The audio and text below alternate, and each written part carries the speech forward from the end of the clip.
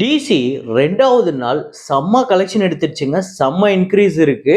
முக்கியமா உலகம் முழுக்க ஒரு பெரிய வசூலே எடுத்திருக்கு. டே 1லயே ஓவர்சீஸ் கலெக்ஷன் அப்டேட் இருக்கு. அதையுமே நம்ம இந்த வீடியோல இன்க்ளூட் பண்ணுவோம்.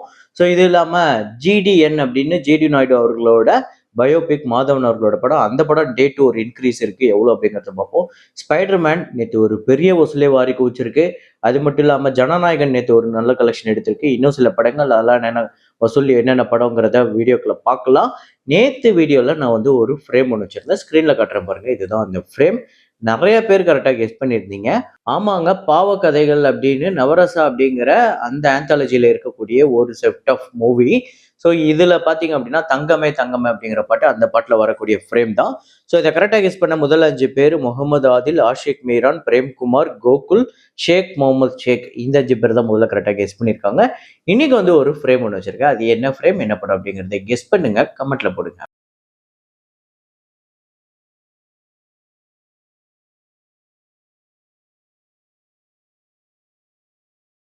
ஆடிசி நேத்து 23வது நாள் இந்தியால 5,35,00,000.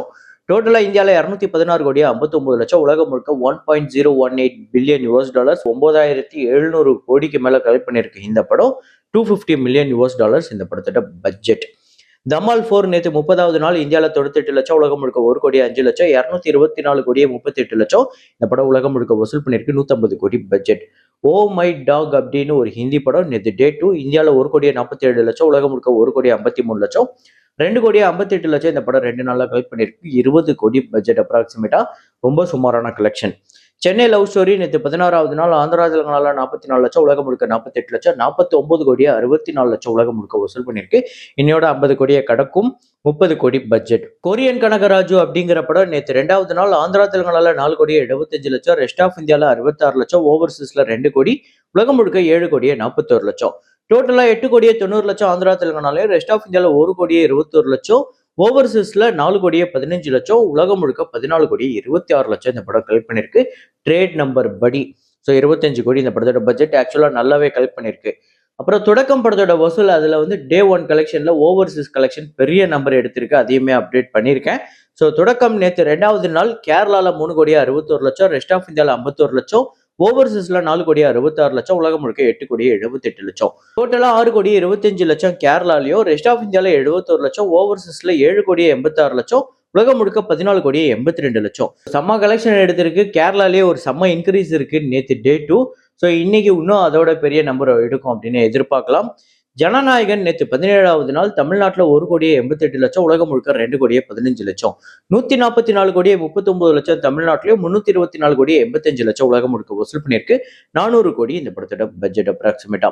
ஸ்பைடர்மேன் பிராண்ட் நியூ டே சொல்லவே தேவையில்ல, பெரிய கலெக்ஷனுங்க. நேற்று 10வது நாள் தமிழ்நாட்டில் 3,15,00,000. ஆந்திரா தெலுங்கானால 2,81,00,000. கர்நாடகாவில் 5,65,00,000. கேரளால 1,85,00,000. ரெஸ்ட் ஆஃப் இந்தியாவில் ஹிந்தி பெல்ட்ல 28,25,00,000 கலெக்ட் பண்ணிருக்கு. 41 கோடிக்கு மேல இந்த படம் நேத்து மட்டுமே 10வது நாள் கலெக்ட் பண்ணிருக்கு. அதாவது செகண்ட் சாட்டர்டே 41,71,00,000. ஸோ டோட்டலா இந்த படம் தமிழ்நாட்டில் 40 கோடியை கடந்திருக்கு. 40 கோடி 62,00,000. ஆந்திரா தெலுங்கானால 49 கோடியே 23,00,000. கர்நாடகால 55 கோடியே 62,00,000. கேரளால 29 கோடியே 83,00,000. இந்தி பெல்ட்ல 300 கோடியை கடந்திருக்கு. 307 கோடியே 56,00,000. ஸோ இந்த படம் இந்தியால மட்டுமே 482 கோடியே 86,00,000 கலெக்ட் பண்ணிருக்கு. உலகம் முழுக்க ஒரு பெரிய வசூலை வாரி குவிச்சிருக்கு. $1.259 பில்லியன் டாலர்ஸ், கிட்டத்தட்ட 12,000 கோடி கிட்ட. அதாவது 20 கோடி அதுல இருந்து கம்மி. 11,980 கோடி. இந்த படத்தோட பட்ஜெட் $225 மில்லியன் டாலர்ஸ்.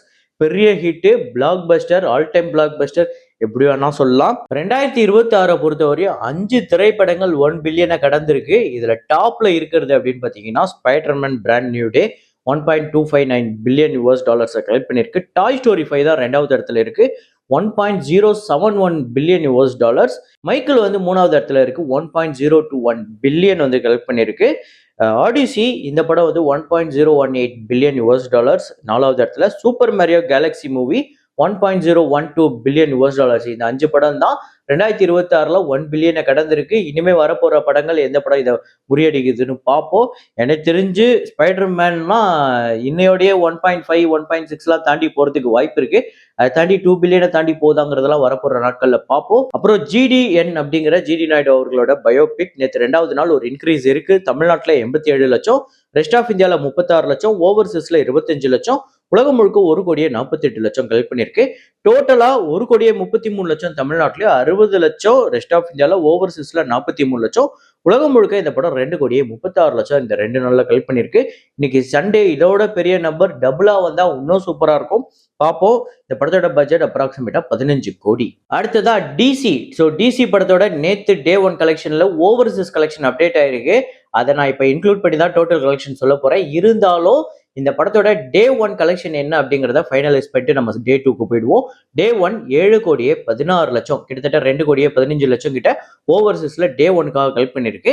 இப்ப டிசி படத்தோட டே 2 கலெக்ஷன் எவ்வளவு கலெக்ட் பண்ணிருக்கு அப்படின்னு பாத்தீங்கன்னா, தமிழ்நாட்டுல 2,53,00,000, ஆந்திரா தெலுங்கானால 2,20,00,000, கர்நாடகால 1,15,00,000, கேரளால 1,29,00,000. ரெஸ்ட் ஆஃப் இந்தியாவை பொறுத்தவரை 50 லட்சம் கலெக்ட் பண்ணிருக்கு. ஓவர்சீஸ்ல ஒரு 3.5 கோடி. நேத்து மட்டுமே 11 கோடிக்கு மேல இந்த படம் வசூல் பண்ணிருக்குங்க. 11,17,00,000. பாத்துக்கோங்க. கேரளால டே 1 கிட்டத்தட்ட ஒரு 40 லட்சம் கிட்ட கலெக்ட் பண்ணியிருந்தது.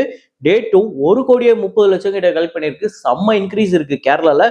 கர்நாடகாலையுமே அப்படிப்பட்ட ஒரு இன்க்ரீஸ் இருக்கு. ஆந்திரா தெலுங்கானால செம்ம கலெக்ஷன், கிட்டத்தட்ட தமிழ்நாட்டுக்கு நிகரா கலெக்ட் பண்ணிட்டு இருக்கு. டிசி படத்தோட டோட்டல் கலெக்ஷன் இந்த 2 நாள்ல தமிழ்நாட்டுல 4,57,00,000, ஆந்திரா தெலுங்கானால 3,75,00,000, கர்நாடகால 1,83,00,000, கேரளால 1,69,00,000, ரெஸ்ட் ஆஃப் இந்தியால 84 லட்சம், ஓவர்சீஸ்ல 5,65,00,000, 18,33,00,000 இந்த படம் டே 1க்காக கலெக்ட் பண்ணிருக்கு. வெறும் 2 நாள்ல செம்ம கலெக்ஷனுங்க. இந்த படம் இன்னைக்கு இதோட பெரிய நம்பர் எடுக்க போகுது. ஏன்னா ஆல்ரெடி புக்கிங், இந்த லைவ் டிராக்கிங்லாம் பார்க்கும்போது இன்னைக்கே ஒரு 12ல இருந்து 13 கோடிக்கு மேல கூட வரதுக்கு வாய்ப்பு இருக்கு. அடுத்ததான் இன்னைக்கான ஆனிவர்சரி மூவிஸ்ல உலகநாயகன் கமல்ஹாசன் அவர்கள் டைரக்டா ஹிந்தியில நடிச்ச படம் சாகர். 1985ஆம் ஆண்டு வந்த இந்த படம் 1,90,00,000 பட்ஜெட், பாக்ஸ் ஆபீஸ் அப்ராக்சிமேட்டா 7 கோடி கிட்ட வசூல் பண்ணிருக்கு. ஷேரா வந்திருக்குது 3,4 கோடி கிட்ட. இந்த படம் வசூல் ரீதியா ஒரு பெரிய வெற்றி படம். அதாவது ஒரு தமிழ் ஹீரோ 80ஸ்லயே டைரக்டா ஹிந்தி ஃபிலிம், இந்த படம் இப்ப சாகர் ஒன்னா, அதே மாதிரியே சத்மா ஒண்ணு, அந்த படம் பெரிய பிளாக் பஸ்டர். ஏக் துஜே கே லியே சொல்லவே தேவையில்ல. இன்னைக்கு வரையும் அந்த படத்தை பத்தி பேசிக்கிட்டு இருக்காங்க. ஹிந்தி சினிமா பத்தி கிரிட்டிக்ஸ் பண்ணக்கூடியவங்க எல்லாம் அந்த ஏக் துஜே கே லியேவை அவ்வளோ பாராட்டி பேசிக்கிட்டு இருக்காங்க. அப்பவே அவ்வளோ பிரில்லியண்டான ஒரு மூவி வந்திருக்கு அப்படின்னு. அந்த மாதிரி டைரக்டா ஹிந்தியில நடிச்சு கமல் சார் அப்படிப்பட்ட சம்பவம் அந்த டைம்லயே பண்ணியிருக்காரு. அடுத்ததா இன்னைக்கு ஆனிவர்சரி மூவி 13 இயர்ஸ் ஆஃப் தலைவா. இந்த படம் வசூல் ரீதியா வெற்றியா தோல்வியா அப்படிங்கிறத பார்த்துருவோம். தமிழ்நாட்டுல 29,55,00,000, கேரளால 8,10,00,000, கர்நாடகால 5,15,00,000, ஆந்திரால ஒரு 3,4 கோடி கிட்ட, ரெஸ்ட் ஆஃப் இந்தியால 1 கோடி, ஓவர்சீஸ்ல 26 கோடிக்கு மேல, உலகம் முழுக்க 73,60,00,000. இந்த படத்தோட பட்ஜெட் அப்ராக்சிமேட்டா 55 கோடி. நான் 40 கோடி கிட்ட தான் இந்த படத்துக்கு ஷேர் வந்திருக்கு. வசூல் ரீதியா ஒரு ஆவரேஜ் அப்படிங்கிற படம் தான். இந்த படம் தியேட்ரிக்கலா ஓப்பனிங் நல்லா இருந்தாலுமே அதுக்கப்புறம் இந்த படத்துக்கு ஒரு நெகட்டிவ் ரிவ்யூ தான் வந்திருந்தது. நிறைய படங்களோட கலவையான ஒரு படமா தான் இருந்தது அப்படின்னு இந்த படத்துக்கு மேல நிறைய விமர்சனம் இருந்தது. இருந்தாலும் இந்த படம் உங்க எத்தனை பேருக்கு பிடிக்கும் அப்படிங்கிறத கமெண்ட்ல போடுங்க. இதே மாதிரி ஒரு வீடியோல இதே மாதிரி கலெக்ஷன் ரிப்போர்ட்ல மீண்டும் நான் உங்களை சந்திக்கிறேன். Signing off Rahman.